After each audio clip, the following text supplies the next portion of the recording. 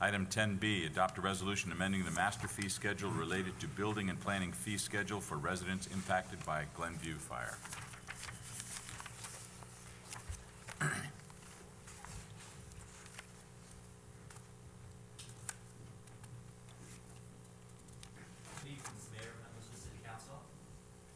Charges for planning and building services are made on a cost recovery basis as provided in the city's master fee schedule. The proposed resolution amends Chapter 3 of the 2010-11 master fee schedule by adding a new section, Section 8,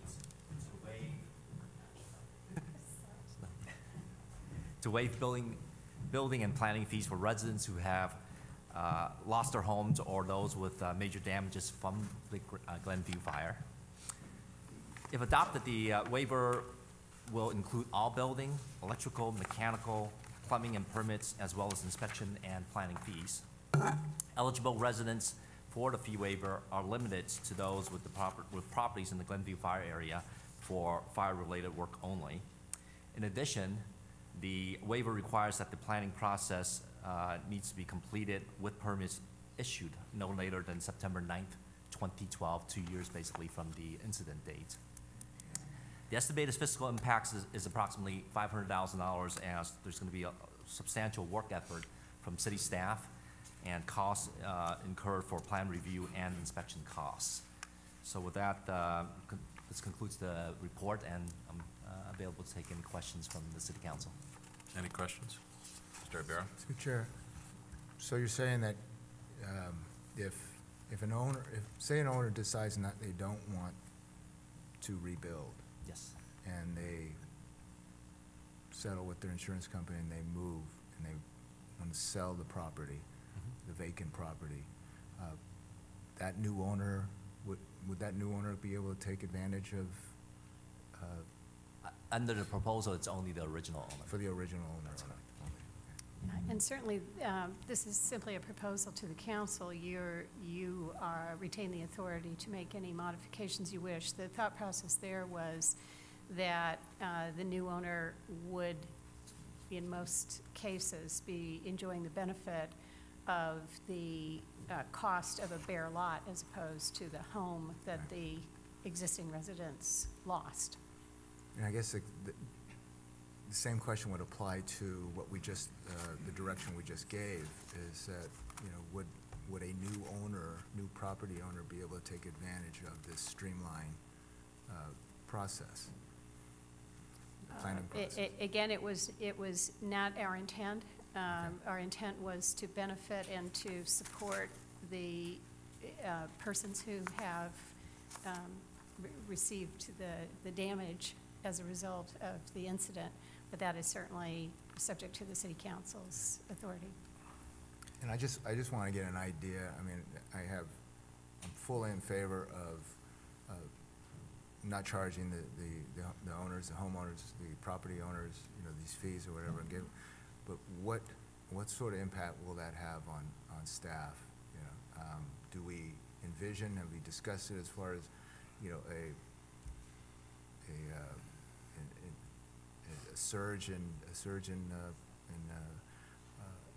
applications and staff having to possibly, you know, bring in temporary staff? If you don't mind.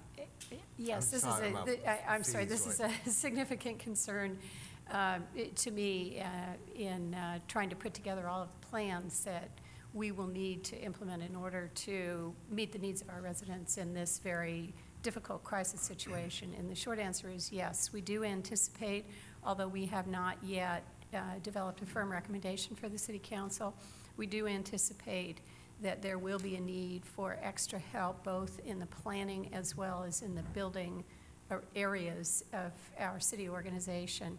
The finance director indicated that there is a potential revenue of approximately $500,000. That is not, the issue there really is not lost revenue. That wasn't revenue that our budget relied on. We weren't anticipating this devastating event. However, it does represent the cost that the city will likely incur in performing the services that will be necessary to facilitate the rebuilding process and the extraordinary workload that was unexpected as part of our normal operations. Through the chair, I know this is intended for those folks that have lost their homes and those with major damage. Could you clarify how we're going to determine what major damage is and to what degree, so that we're on the same page? Is it yellow tagged, red tagged, or is it? Yes, definitely the red tag and the yellow tag would be within the umbrella, if I may. Aaron, would you like to address that?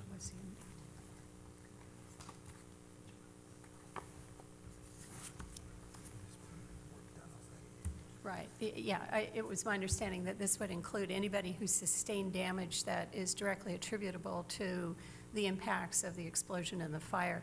And that would include, as the city council is aware, there are 3 different categories that are typically used in the building inspection practice, the red, yellow, and the green tags.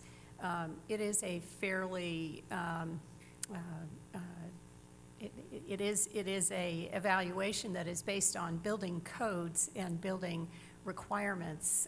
Individuals whose houses have been green tagged could in fact incur a significant expense in repairing what the building code doesn't view as major damage, but there may be many things that need to be repaired. And in fact, looking around the neighborhood, you can see that that may well be the situation for many of our residents whose homes have experienced damage but are in fact green tagged. So the intent would be to cover any of those items that are directly attributable to the explosion and the fire, regardless of the severity of the damage any particular dwelling unit incurred. More questions? Action? Go ahead and introduce the resolution for adoption, please. Vice Mayor Medina. Aye. Councilmember Ibarra. Aye. Councilmember Salazar. Aye. Councilmember O'Connell. Aye. Mayor Ruane. Aye.